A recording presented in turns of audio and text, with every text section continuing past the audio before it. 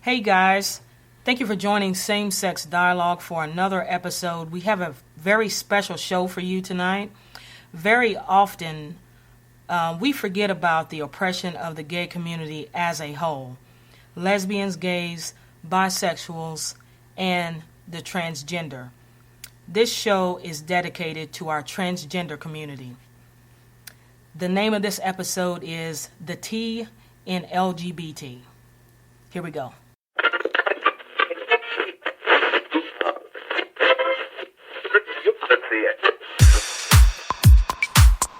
Are you ready? Sit down, turn off the TV, and tell everyone around you to shut the f*** because it's time for Same Sex Dialogue Podcasts, where you'll hear the most entertaining discussions about gay topics, current events, and news. We speak our minds and nothing is off the table.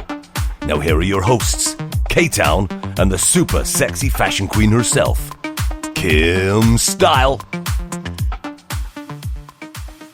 Hey there guys, thank you for joining us tonight. It's Kim Style once again, and I could not be more excited about tonight because my friend Erica Grace is joining us. Absolutely. She is a transgender person, and we go way back. And I'm so thankful to be talking about this tonight. And you know what? I've done a lot of research and found out a lot of good stuff and some kind of sad. It is really sad. I was very surprised myself, Gays themselves are discriminated against and harassed and, just treated poorly at times. And we don't know that as gays that the it's even worse for the transgender people. And I have talked to and interviewed several and found out some really sad things about that. And hopefully, shows like ours. Yeah, we'll shed some light on what is happening and how we can make it better, because we have to be advocates for each other and the umbrella of protection when we know we all face those same prejudices in the community. So we don't want to alienate anybody in the gay community. Well, especially in the LGBT community. Right. That's what the T stands for, guys. Right. We have to support each other. And just a really quick side note, I talked to a transgender person last night that said that they were even more so discriminated against in the gay community. Yeah, we're going to talk about that. I mean, that's the biggest eye-opener, I think, that a lot of people are going to find out in this podcast. But first, we're going to get to some announcements, email, and then we'll get on with our show, okay? All right, so the first thing that we're going to announce, and we're very, very thankful for doing, is an interview today with the Girls Hour. And that was exciting, wasn't it, babe? Oh, my gosh. Those two girls are great. Jen and Michelle, thank you so much. We had a blast talking to you two today. Yeah, we had a good time, and we're very honored and grateful for the opportunity to be on your show. And we do hope that you'll return the favor and be on our show sometime this month so we can make folks aware of the good things you're doing up in New Jersey. So what emails do we have today, babe? Oh, okay. I'm just going to pick one randomly, and of course, it's to me once again. Of course. Let's see. Oh, it has to be about fashion, of course. Kim Style. Do you have a fashion idol? Okay. Well, not really. Which one? Yeah, which one? Yeah. Actually, not really a fashion idol per se.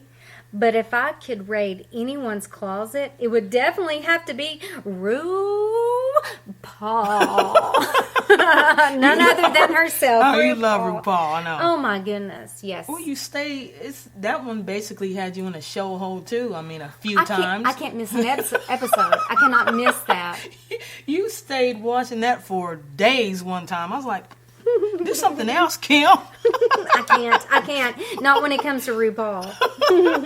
All right, so thank you guys for your questions. I mean, we do appreciate those. We get so many. We don't have time for them all, but we just pick a few out and try to answer those. Please continue to send those in to us. And now for tonight's show. All right, so you got something you want to say? Yes, I do. In my research for the transgender community, I came across something that really hit me kind of hard in the heart, actually. And I want to read this to you guys, and I'm hoping that this will shed some light and open up some hearts for these people that are really, maybe having a little hard time out there, and they need our help. Yeah, they're part of us. They are the T in LGBT. So when I came across this, I printed it off and knew I had to read it at the beginning of the show. And it reads, in 2015, at least 21 transgender people have been victims of fatal violence in the United States. More killings of transgender people than any other year on record. More transgender people were killed in the first 6 months of 2015 than in all of 2014. While we don't know many details about these victims' experiences, research shows that transgender people face harassment and discrimination in numerous contexts throughout their lives. Moreover, we know that the chances of facing discrimination, harassment, and violence increase exponentially for transgender women of color, who also face racism and sexism. For many transgender women of color, the threat of violence is constant, and there are few, if any, places they feel safe. I can hardly read that without a tear. I'm barely holding it back, because that is absolutely no sad. one should have to face this violence. Right. But especially with their own community. Absolutely. I'm very saddened and heartbroken and angry, actually. Very angry that a lot of this is coming from within our own community, which is what Miss Erica Grace is going to shed some light on. So you guys are really going to be very, very surprised. And hopefully we can make a positive change and open some eyes about the things that she is suffering. So, Erica, are you there? I'm here. All right. We're glad to have you on the show. We absolutely appreciate it. We want you to know that you are our very first guest. Mm-hmm. Hi, Erica. Hi. Erica and I go way back. I don't know, about what, 15 years. 15 years? That I was getting ready to say 15 to 17, maybe 18 years, but, who's counting? We have some questions for you, and I hope you're willing to answer, and if not, we're good with that too. Okay. Okay, are you ready? I'm ready. All right. The first one I have for you, Erica, is, and these are things that people may ask you, and that some may be a little too personal, because let me tell you, I ran across 10 things to never ask a transgender person. And we can talk about those 10 questions here in a second. Okay. But the first one is, what gender were you assigned at birth? Well, I was born and was assigned male, and then transitioned to be a woman. Okay. So let me well, you know what? I'll let questions continue. Go ahead, Kim. Okay. What makes you different than most transgender women? I don't know that I'm any different than anyone else. I just live my life. I know I'm a parent, and that's a really hard sticking point for a lot of transgender people. The inability to be a parent unless you have children beforehand or you adopt, and adoption is very hard, for transgender community. But I'm a parent, and I like to think that as a rule, I'm a little more open. I try to be more open to people, and I will answer those 10 questions, as best I can. It's not as big a deal to me to try to share, because I want to share to the world, what we're dealing with, because people out there aren't going to learn if we're not willing to share. Right. Absolutely. And that's hence the reason for our podcast, is we just want to get the message out there and hopefully shed some light and some, maybe some peace with you guys. I had, I've been gay for over 20-something years, and I had no idea these issues existed until I've done some research, actually, for this specific show. And, okay, next question, number 3. Are you taking hormones right now? Yes. I have been on hormones almost 3 years now. You have? So, is that something you're going to have to take for the rest of your life, or do you take it after you grow? There will always have to be some sort of estrogen replacement. Okay. Even after surgeries, there has to be some level of estrogen replacement, because my body will not produce enough. So there will always have to be some level of hormones going on. Okay. So let me ask you this. Okay. Would you consider yourself gay? Well, that's one of the odd questions out there. Yeah, actually I do. I exclusively date women. So I absolutely consider myself a lesbian. Okay. So I imagine that has, you might have had some, heated conversations with people about that. Maybe some straight women. Oh, yeah. A lot of the conversations with other lesbians, with cis lesbians, cis being the community, the people who were born a certain gender, assigned a certain gender, and are that gender. That's the cis community. But cis lesbians have a tendency to either take one of two looks at transgender people. They either, as transgender women, they either see us as lesbians and are okay with it, but, then you have the other side of that coin, where you have a group of cis lesbians who see us as not lesbians. They're happy to see us as women, but they don't want to call us lesbians because of, I guess you were born a male at times. Right.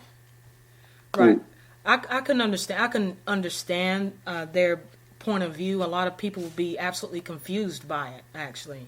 Oh yeah. Do you get that question a lot? Do you get, what do you consider yourself to be? Well, I get that question about my sexuality a lot. People can tend to confuse gender with sexuality. Are you forthcoming?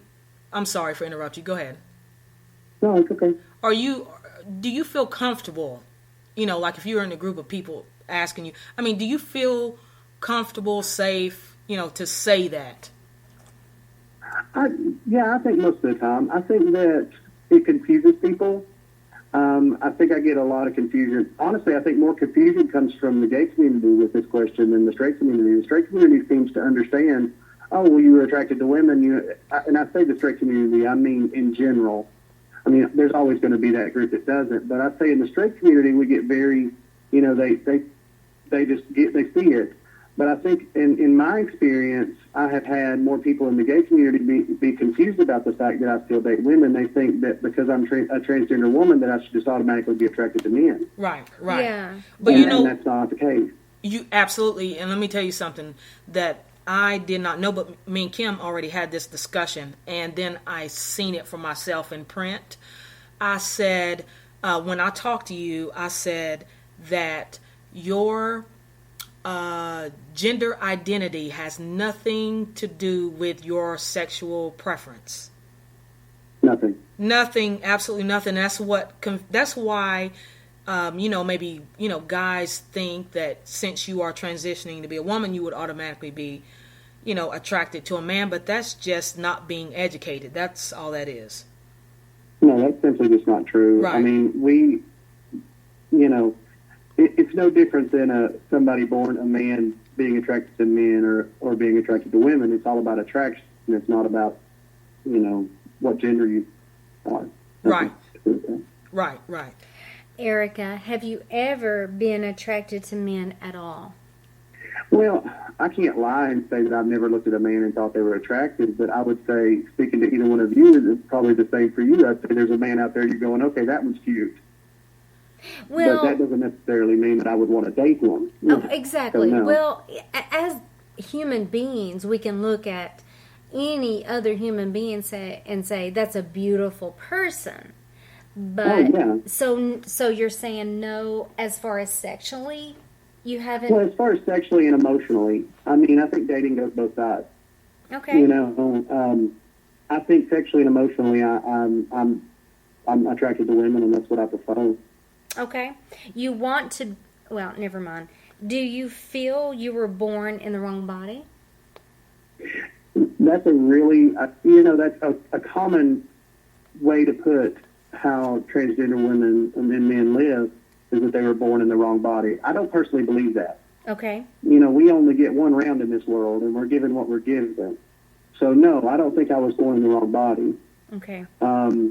Do I think that maybe a little mistake happened in the beginning? Yes. Okay. But,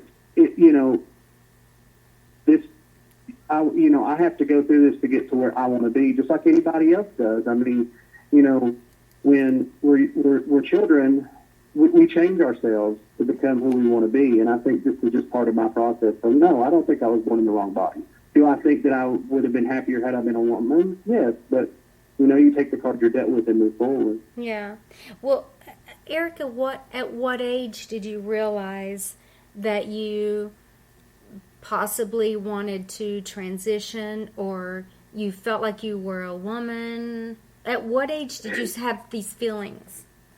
Well, I think as a young child, you see things, but I don't think you quantify it as easily as saying, oh, I want to be a girl. I think you do. I think you think, as a young person, you think, I really want to play with that.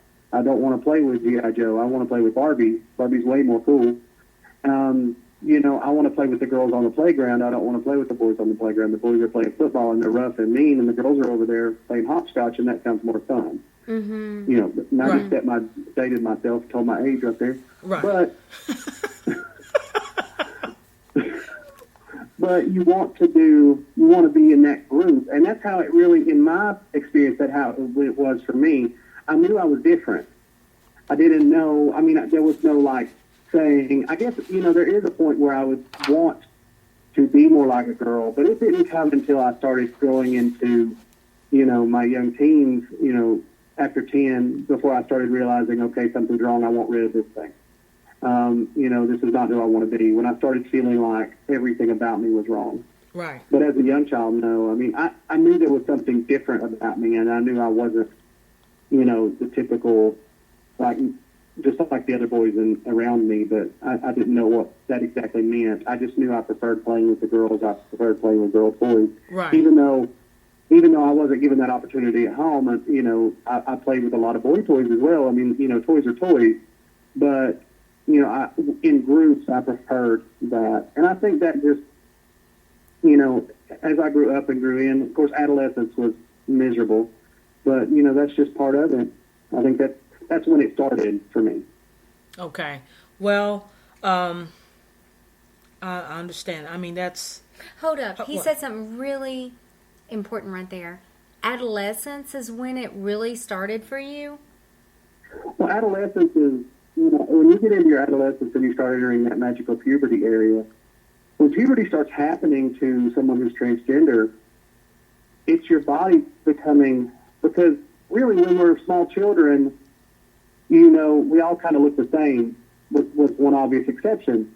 But when you start entering into adolescence and puberty, your body starts developing. Right. And, and where I wanted to be more soft and I wanted to start developing breasts, and I wanted to be that's when I really knew that that's whenever those hard feelings started, and that's when those feelings of waking up and wanting to wake up every morning and wanting to be different, and just crying because you couldn't, and having to figure out how to live your life, being completely miserable with what you saw when you looked in the mirror, and then your body doing things in ways that developing muscles, growing hair, growing all that stuff that I didn't want my body to do. Absolutely. And trans men have the exact same issue.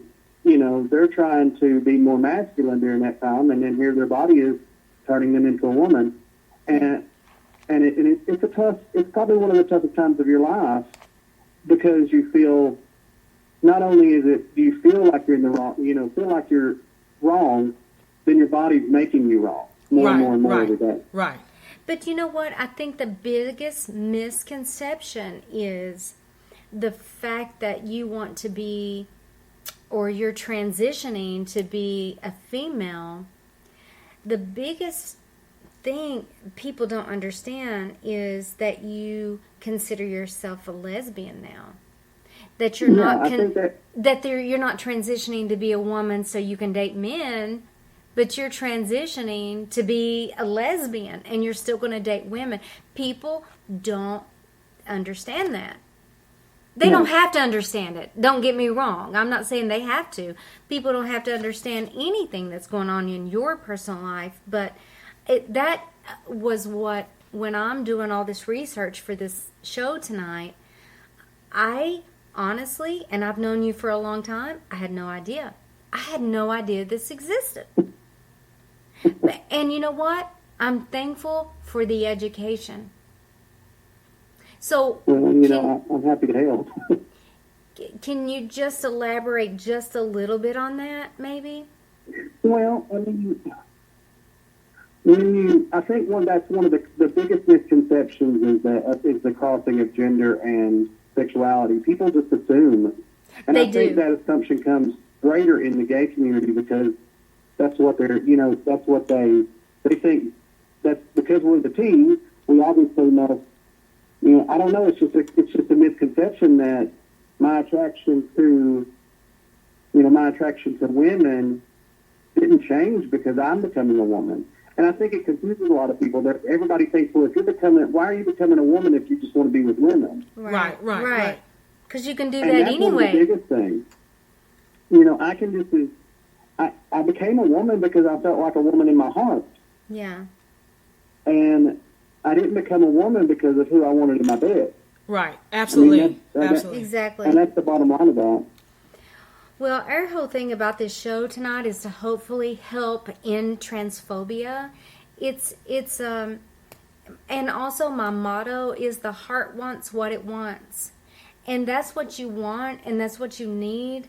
So that's why we wanted to have this show tonight, to shed light on you deserve what your heart wants. So what everybody thinks doesn't matter, but the phobia of the transgender people, that's what we're trying to get past, especially in the LGBT community. Right. I mean, I still get looks when I go into the ladies' restroom at gay clubs. Oh, that's a question we want. Let me ask you something. Okay.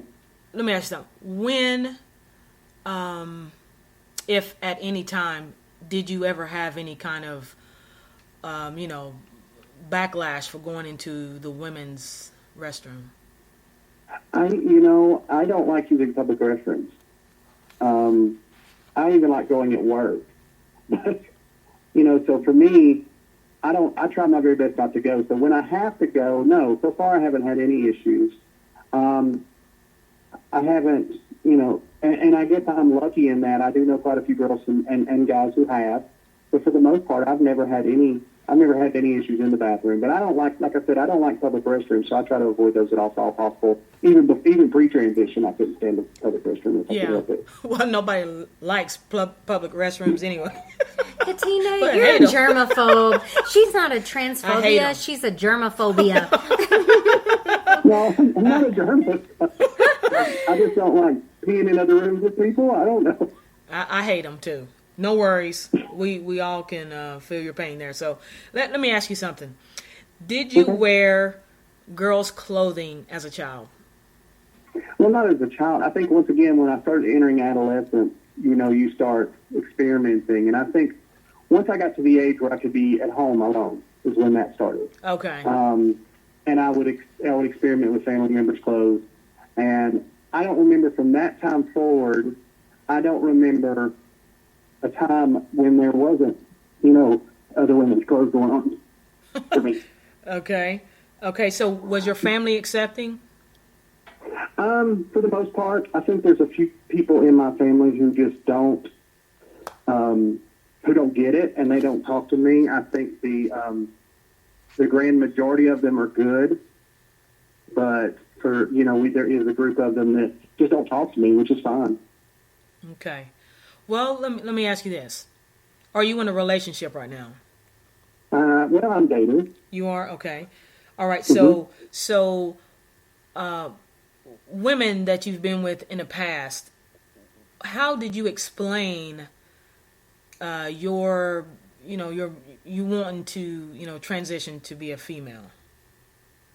Well, when I came out, I had a girlfriend, and when I finally faced it, and for her, I had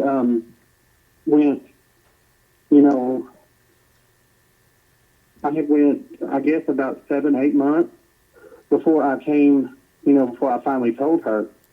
And it was definitely, it was a hard place. It took her a couple of days to kind of deal with it, to understand it. Mm-hmm. And then she basically had to leave. Not because of me, not because she hates me, but in her words, she was not attracted to women. And if I wanted to be a woman, that's not what she wanted to be with. And I understood that. I knew it was a risk. And I knew that it was something that I knew it was a risk. I knew it was something that, it's a risk that happens all the time. Right. Anytime you tell anybody, they could, they could just keep it to themselves. I mean, they could just, they make the decision they have to make for themselves. Right, absolutely. And now after that, since then, I present as a woman to everybody I date. It's right out there in the open. I was on dating sites, and it's the very first line in my description on a dating site that I'm a transgender woman. So I try my very best to, to be honest and upfront with people. And so far, it's been good. You have the wonderful amount of chasers, and it's funny because if you've ever heard of a chaser, you have just as many female chasers as male chasers. Erica, what is that? I'm sorry, I didn't hear. A chaser is somebody who fetishizes transgender people. Okay. And wants to date transgender people as a fetish. Okay. They think that we're all like the porno, and we're not. That was one of my personal questions was, are the women that you date attracted to women such as yourself specifically? I have had that experience one time since I came out, and it turned out to be a really bad situation for her and for me both. But it didn't last long. So, I mean, most of the women that I have dated have either been cis lesbians who understood. And I don't think they specifically dated me because I was transgender. I think they dated me because I was a woman. And I have dated trans women. Currently, the young lady that I'm dating now is a trans woman, and we get along really well. Oh, that's great. That's great to hear. Actually. And you're seeing her now? I am. Okay. So let me ask you this. Okay. You have kids, correct? I do. do. All right. How did you explain, this to them, and how did they react to it? Well, I have smaller kids than I have an adult grown son who's 22. He was fairly easy. I just explained it to him and left it out there for him. I told him where I was, and he's a very open-minded kid, and he's a great kid. He really embraced me. He calls me, among his friends, he calls me Mama Deuce, which I think is great. Like your Mama Tina, yeah. Mama Kim. Mama Deuce. Mama Deuce, yeah. Okay. And I love it. I think it's great. My smaller kids, I have twin 9-year-olds and I have a 5-year-old. And I think that they get it better than anybody. Yeah. Because kids see life on face value. If you tell them something, this is why, this is what's going on, this is why this is, they don't have that prejudice that has grown into them. Prejudice isn't born. You're right. Prejudice is taught. They just embrace me. That's right. Prejudice is a learned behavior. It's learned. All right. And my 9-year-old, who's amazing, tells me all the time that I'm far better since I started being Erica. I'm far less stressed. I'm much happier. And they like hanging around me more. Yeah. So. Well, this is a funny story that we used to have game night, and sometimes we still do, and we had some guys over. Some were gay. Well, all were gay. And I always talk about my best friend, George. He came over with a friend of his, Zach, remember? Yeah. Mm-hmm. But they weren't together. But I see Ari was, about 6? Yeah, probably about 6. He was probably 6 at the time. And he had met George, of course, but prior to this game night. Mm-hmm. But he brought Zach with him one night, which was a friend of his through work. They knew each other through teaching music. And they walked in, and Ari was sitting, which is our son. He was sitting on the couch, and he said, "Hey, George." And George said, "Hey, Ari, I'd like for you to meet Zach." And he says, "Hi, Zach." And he looks at George, and he says, "George, your husband sure is tall." We just high-fived each other thinking, oh, that's so non-discriminational of him. He is, he's amazing. That is an absolutely learned behavior.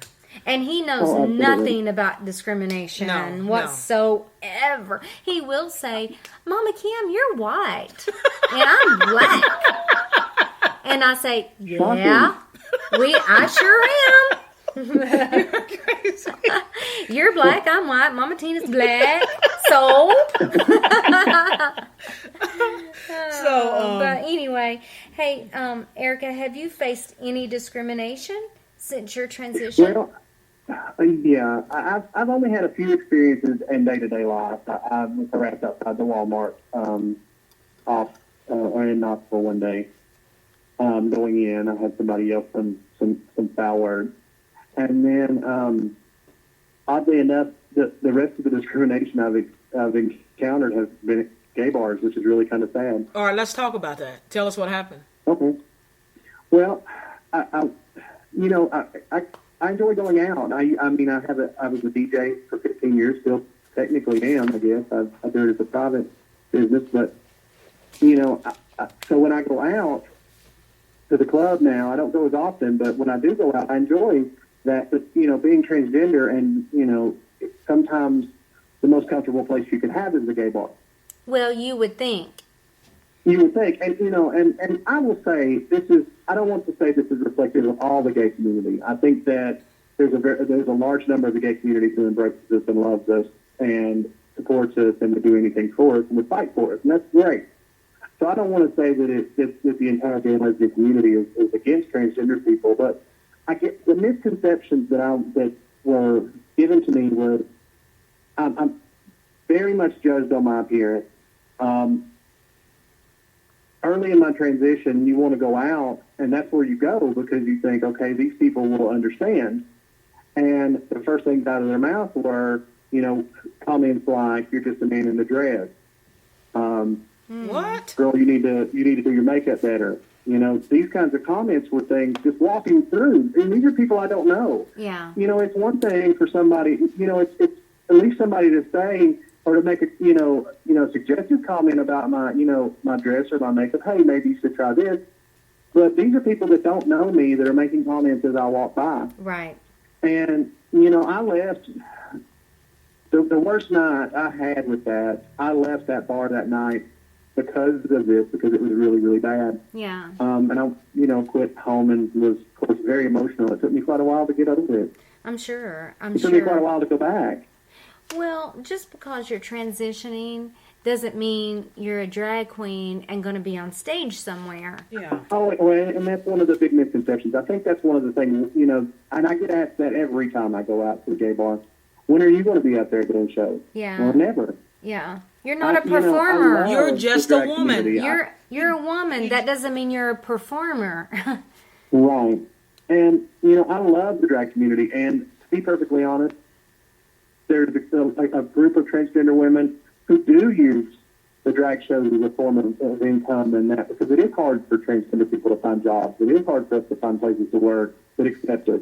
And that's an easy place for that to happen. And if you've got that, that gift, God bless you. I'm all for it. I love going and watching the drag shows as much as anybody else.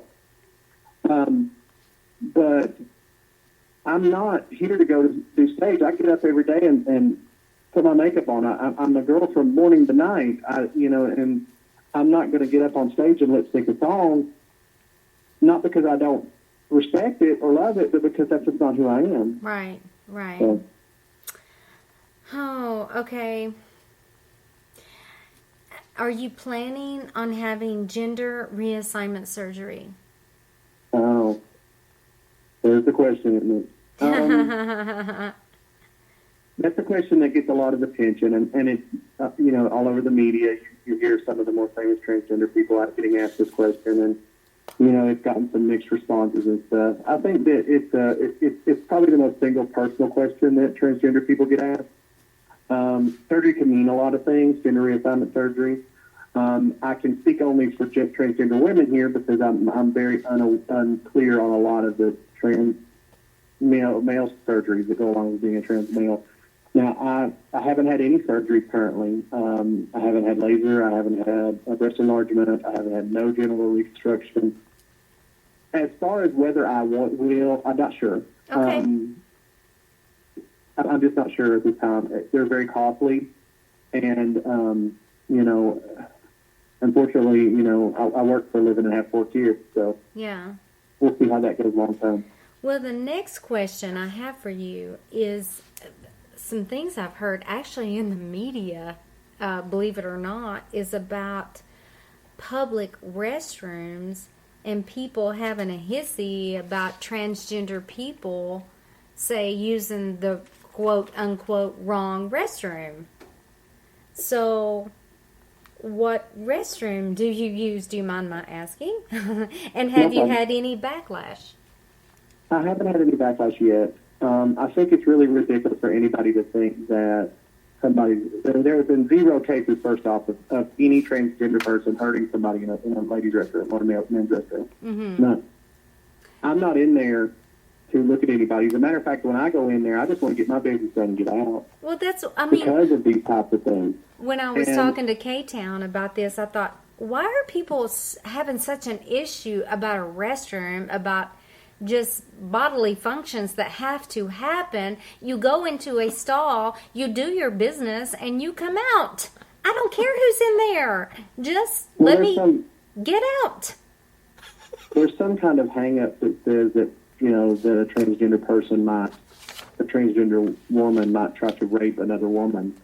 And that's ludicrous on its face. Yes, ridiculous. It is. I agree. That's so ludicrous. I agree with you so much. I'm going in to pee. I'm not going in to talk to anybody. That's right. That's right. Erica, let me ask you this. Mm-hmm. Why do you think transgender people are harassed more than the other spectrums in the LGBT community? I think it's a lack of understanding. I think they don't understand who and what we are. What we do is how our lives are. We just want to live our lives and be like anybody else. And I think that there's just a lack of understanding. And anytime people don't understand something, they lash out at it, which is kind of sad. It is sad. And I think that's the biggest thing. And as we're coming more and more and more alive, you're seeing a lot more extremes on that. You're seeing more people who are embracing this, which is amazing. And then on the other side of that, you're having more people who are kind of attacking us verbally, emotionally, in the media everywhere. Because as we come, and it was the same for the gay community years ago, as they came more to the forefront, people formed much more extreme positions, and then they had to break through. And time's gone on. I'm not saying it's easy, but it's easier. And we're working that way too. Yeah. So hopefully it'll get better in my lifetime.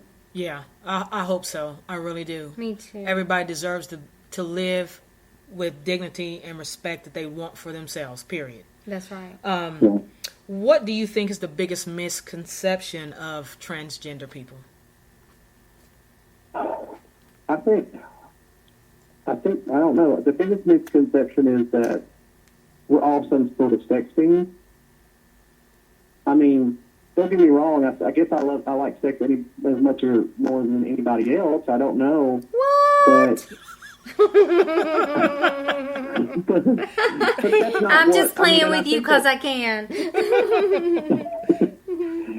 I think they just automatically assume that we're some kind of pervert. And that's really kind of sad.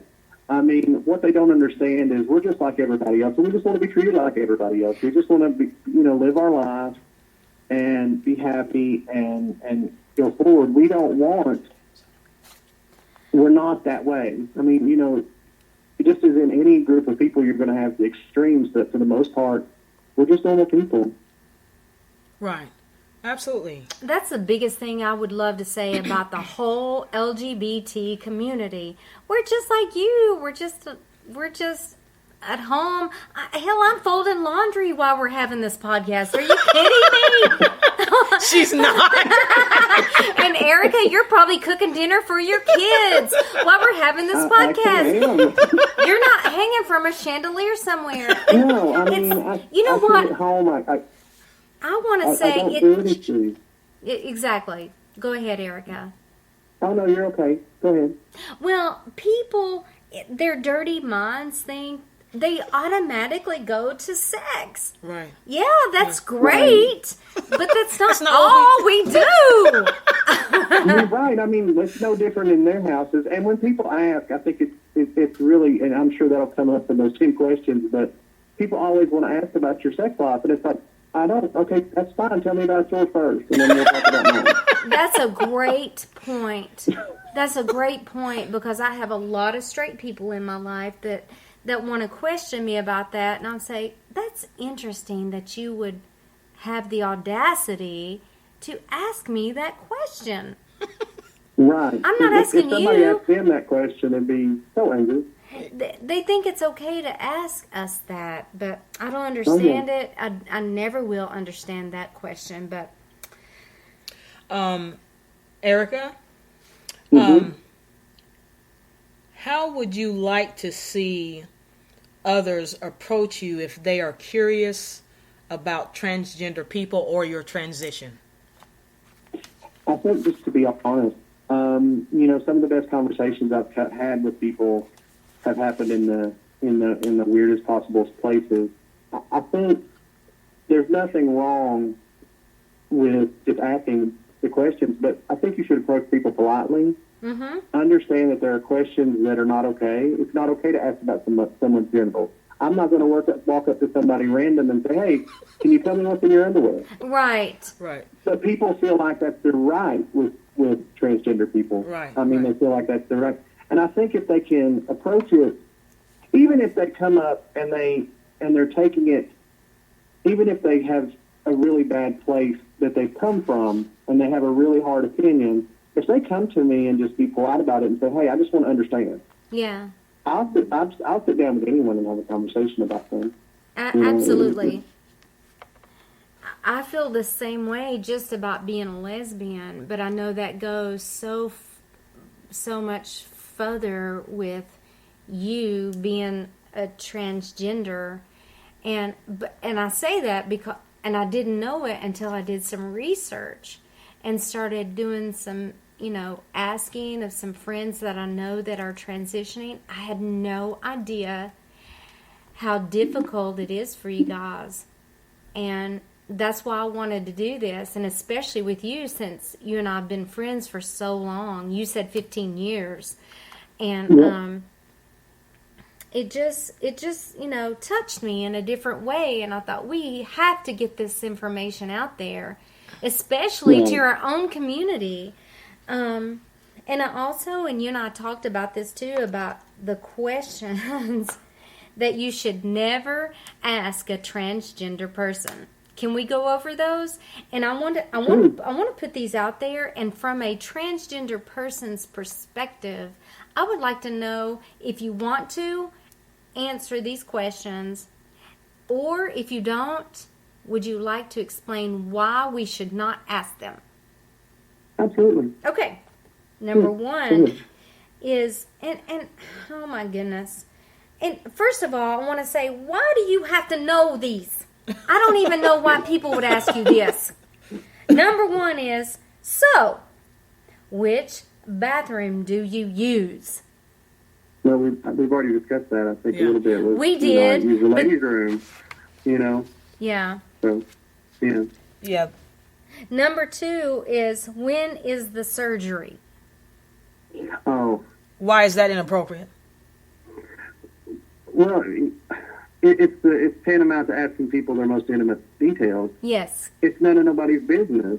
You know? Because such as yourself. Everybody's different. Not every transgender person is going to have the surgery. That's right. That's where I was going with that. You may decide not to have the surgery.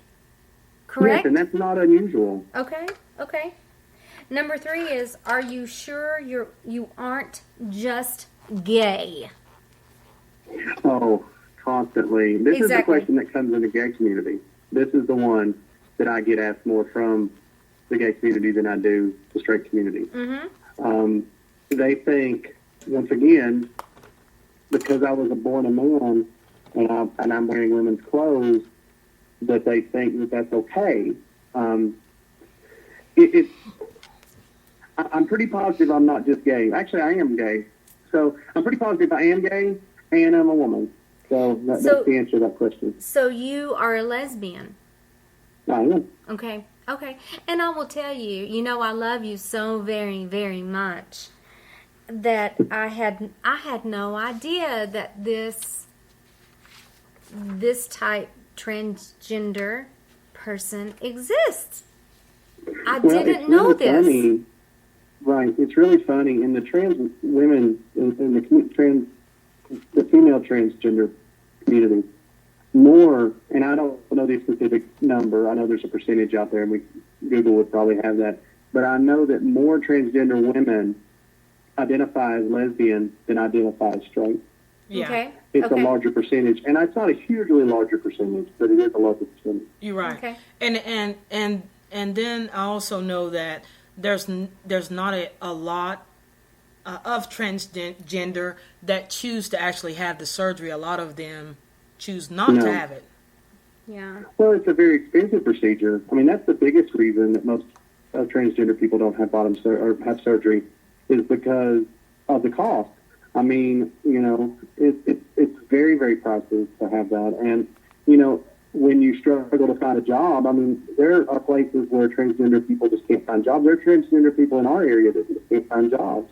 Yeah, that's unfortunate. Because it's hard to find places to work. I'm blessed that I work with an amazing company that embraces me and lets me be who I am every day. It's great. Kudos to them. Which brings us to number 4. And before I ask this isn't me asking this, Erica. This is just number 4 of the top 10 things to never ask transgender. Number 4 is, do you have a penis? You can answer or not. I don't care. I think I've definitely answered this if anybody had any kind of common sense, but it's not appropriate to ask that because it's not appropriate for me to walk up to anybody in the street and go, hey, do you have a vagina? Yeah, exactly. That's just not an appropriate question anywhere. I totally understand that.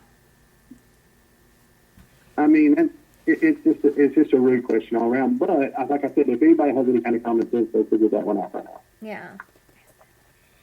All right. So another question that really they should not ask is, can I see pictures of you before your transition? Terribly inappropriate. No, well, Kim knew me pre-transition, so it's probably easy to find a picture. For a lot of transgender people, seeing pictures and images of themselves prior to transition can be very, what they call dysphoric, which is that feeling of feeling like you're, in the wrong body. Right. That feeling of that kind of feeling. Yeah. And it brings on all kinds of anxiety, and we don't want to show that side of ourselves off. Right. I mean, we've worked hard to get to where we are. In most cases, we don't want to show that off. Now, in my case, the truth is I'm proud of where I came from and where I've gotten. I am, for anybody that has seen my pre-transition pictures, I came a long way. Yeah. And, I'm proud of that. And I use that as an empowering thing, but I think I'm the minority in that rather than the majority. Yeah. While Now, I don't just show some random person that walked up. Yeah. But I would share with my friends. I share on my Facebook, those kind of things, because I enjoy putting it out there. Look where I've come from in 2 years. Look where I've come from in 3 years. Right. Number 6 in the 10 things you should never ask a transgender is, what's your real name? Oh, I've heard it called our dead name, our slave name, our retired name. I want to forget that name. I don't want to forget it personally, but a lot of transgender people just want to forget. Yeah. They just want to forget that they were that person because that person brings pain and anxiety and heartache, and they want to push that person. They want to push that name. The name is the symbol for everything you were. Yeah. And you just want to forget that. So, no. Plus, it's obviously a personal question, but that's the biggest thing, is it brings up so much anxiety. And once again, it's none of their business. Right. I mean, I get it. I get it. And before I read number 7, I'd love to reiterate the fact that I am not asking you these questions. These are the 10 things you should never ask a transgender person. Number 7. Why don't you try harder to look like a man? Erica, before you answer that, do people truly ask you this? Yes, I have been asked this. Yes. I can clearly answer that because I'm not a man. That's pretty much the biggest reason. Okay. Really the only reason. I don't try to look like a man because I'm not a man. Right. But yes, people assume that I can just try harder. Try harder to look like a man. Try harder to be like a man. Why can't you just be okay with being a man? Those kind of questions. And they're all ridiculous. If I could do that, every single transgender person has those feelings of, I cannot make it. It came for me, it came to a point of, it was life or death. And I know that's the case in a grand majority of transgender people. It becomes either I'm going to do this or I'm going to be dead. Right. Because you cannot continue to live doing what you're doing. It's fake. It's living an existence that's not you. Right. And if you're living in an existence where you're, being disingenuous, it's not okay. That's right. It's not okay. It's uncomfortable. It's painful. Every day is painful. Yes, there's trials and struggles, but I'm telling you now, I feel 1,000 times better than I did 5 years ago. That's wonderful. That's good to hear. I'm Absolutely. so glad you're happy. I'm so glad you're happy. At some point, do you look at people asking you all these questions and just chalk it up to ignorance? I do. I mean, I work. I've been to. approached at places. I get approached at out and about at clubs at different things, and people, especially at the club, because they've had a few drinks and they'll just ask anything then. Right. Well, People feel it's their right to ask questions that they wouldn't ask of anybody else. They feel it's like it's okay because I'm transgender or because I'm different, just to ask any old thing that they know themselves is not an appropriate question. Right. And I tend to fire it back at them. I like I said before, how do I have sex? Well, which is probably on your list, I'm sure. That's number 10. That's number 10. We'll get to that one in a minute, but go ahead with that number. Number 8. Number 8. Okay, the number 8 is, are you going to change your voice? Am I going to change my voice? Well, I would love to. It sounds amazing. Changing a voice for a transgender man is easy.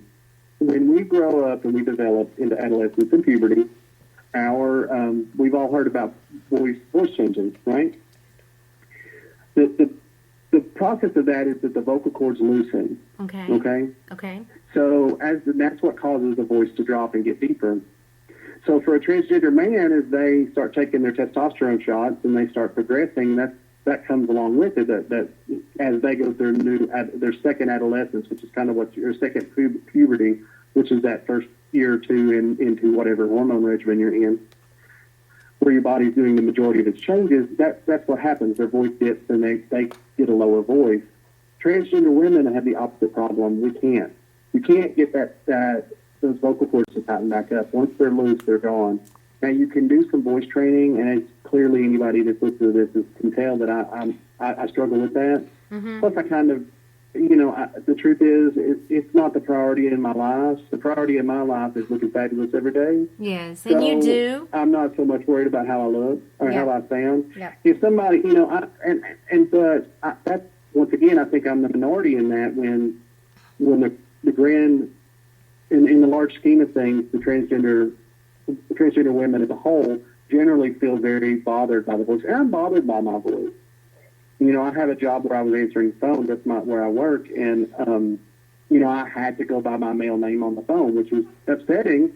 But the truth is, based on my voice, nobody ever, when I tried to be recognized as a woman, it created all these problems first day.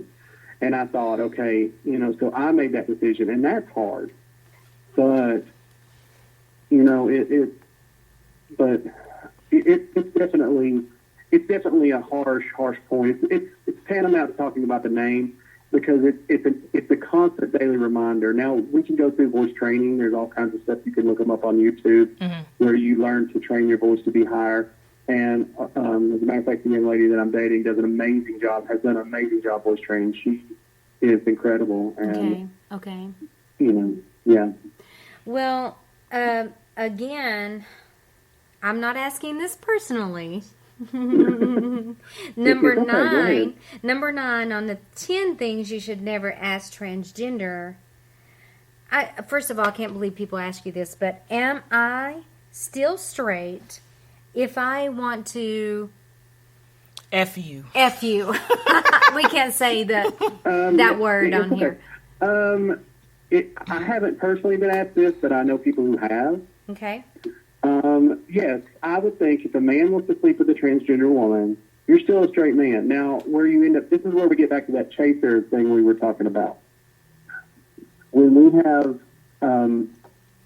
have people who fetishize us, then that's where you end up in those kind of issues. Is people who look at it that way. Now that's different. But a normal straight man who finds a transgender woman attractive and wants to get to know that person, no, I don't think that changes their gender or their sexuality. So it's the same thing among. I think that's one of where we come back to the gay community again is, some lesbians see dating me that they're not being a lesbian. Okay. And I think that's a bad misconception. I am probably more girly than most of the girls I know. And, yeah. I mean, that's just who I am. But I think that's a really, I don't think it changes your sexuality just because you're attracted to a transgender person of the opposite gender. No. Erica? Or anybody. Yes, ma'am. Let me ask you this. If a female, decides to date you, in your mind, is she straight or is she a lesbian? Well, she's at least bisexual. Okay. Oh, that's interesting. Yeah, it is. That's very. You said she's what? At least bisexual. At least bisexual. Well, I mean, if you're seeing me because I present as a woman, and if you're dating me, you're going out with a woman, and so at the very least, you're attracted to women. Mm-hmm. I mean, that's the way I look at it. If you date me and you're attracted to men, you date the wrong person. Right. Okay. That's good to know. That's good information right there. That is. Rich. Okay. So, what's the last one there, babe? Oh, my goodness. I'm going to let you have that one. Okay, so here it comes. Number 10. Last but not least, definitely. How do you have sex? How do I have sex? Yes. You don't have to ask that. You don't have to answer it. I mean, my instant response to that is, how do you? Well, okay. And it usually sets that conversation down. Do you really get asked this question? Do you get... Yeah, I've been asked this question on multiple occasions. Unbelievable. I'm sorry. Please don't even think you have to answer that. But that's an unbelievable... No, I mean, the truth is, think about the ridiculousness of the question. It is. That's what I'm saying. If you would not walk up to a stranger on the street... and say, how do you have sex? Gender, and say, hey, you know... Or if you wouldn't walk up to your boss and ask this question, you probably shouldn't ask it of me. Right. I mean, that's the truth of the matter.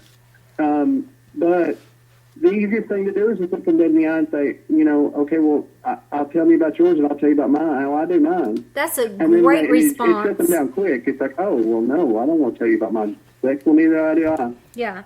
Sex is private. I mean, and I've always been very private about my sex life. It's very secret.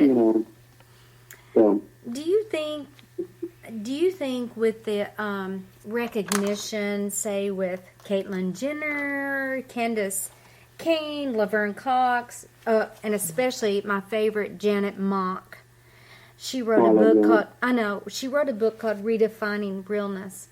Do you think with these role models, things possibly will get easier for you guys in the transgender world?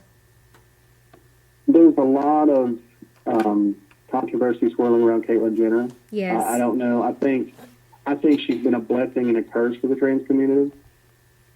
I think a blessing more than a curse, despite what most people will say, because she's brought it to the forefront in a way that it would have never been brought forward. I mean, we're talking somebody who's A-list, transitioning openly, and that's great. And it's brought a lot of issues to the forefront. Yeah. Has she been a model transgender person and been educated along the way? I don't think so. Okay. But I'll let all of that speak for itself. Everybody can go out and read what she's had to say. Okay. But, you know, you have Janet Mock, you have Laverne Cox, who I would say is probably the best trans advocate out there, Laverne.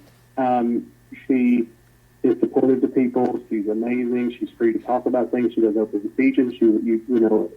Our local college is recently doing a speech. And I think that, you know, when you have those types of people in the community going out, yeah, I think so. Okay. I think we've got a really good group out there. Good. That makes me feel just a little better, that you feel a little better about it. Yes. And you feel a little safer to be who you are. Well, no, you know, safer is a different kind of a topic. You know, I don't go out by myself to anywhere where I would be unsafe anymore. I don't go to the club anymore by myself. I don't go, you know, it was nothing 10 years ago to hop up and go to the club all alone. Yeah. Leave out at 2 o'clock in the night. I can't do that now. And it's scary. But there are people out here who will hurt you just because of the fact that you're transgender. And it has happened with the gay community for years, and it's as bad or worse with the transgender community, as you said early in the podcast. And that makes me really sad. It's really hurt my heart this week, just learning about all this stuff. I will tell you, it's very hurtful. It's very hurtful, but... It is, and we really hope that this opens up some eyes and makes...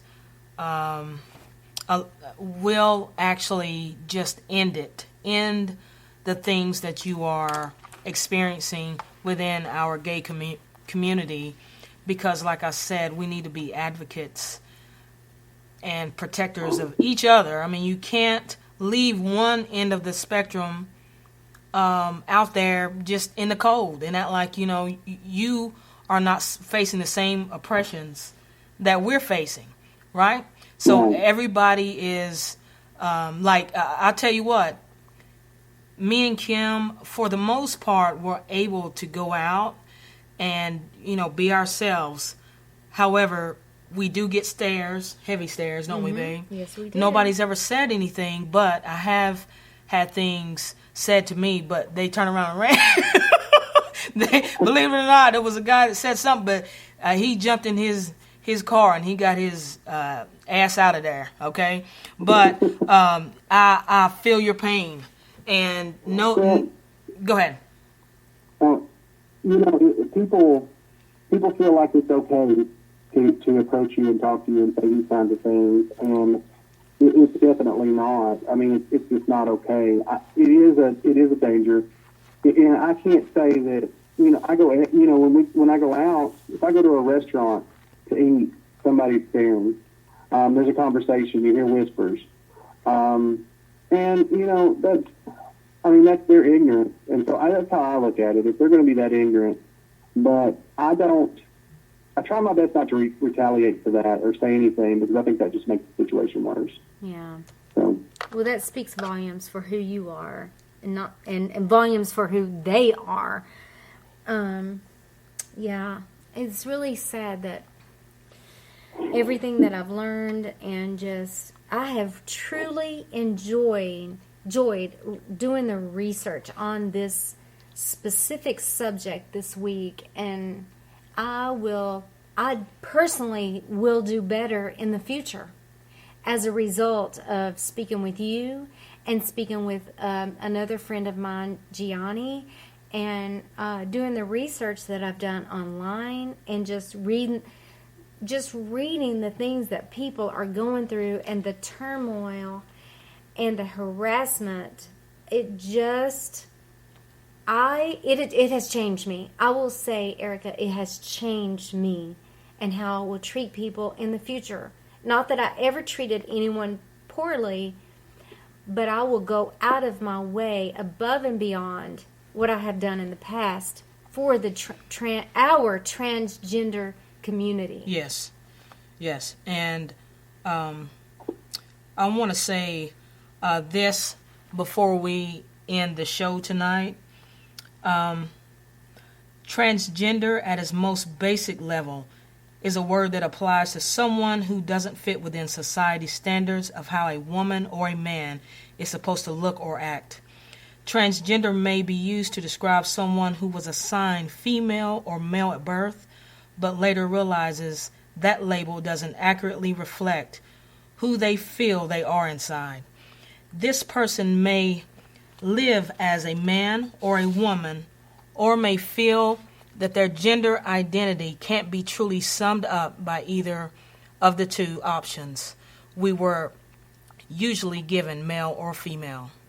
They feel like they're in between two options, both male and female, or outside the two gender systems entirely, neither male nor female. In this sense, it applies to those who feel they don't fit within society's standards of how women and men are supposed to look and act. Gender nonconforming. Transgender is relatively a new word, but it's not a new concept. Gender nonconforming people have existed in many time periods and cultures. A transgender identity is not dependent upon medical procedures. Some transgender people have surgeries or take hormones to bring their bodies into alignment with their gender identity. But many do not, and that doesn't mean they're not transgender. You might think someone is transgender, but this is a personal identity that some people claim and others do not. Wait to see how someone self-identifies. Or, if you ask them respectfully before assuming.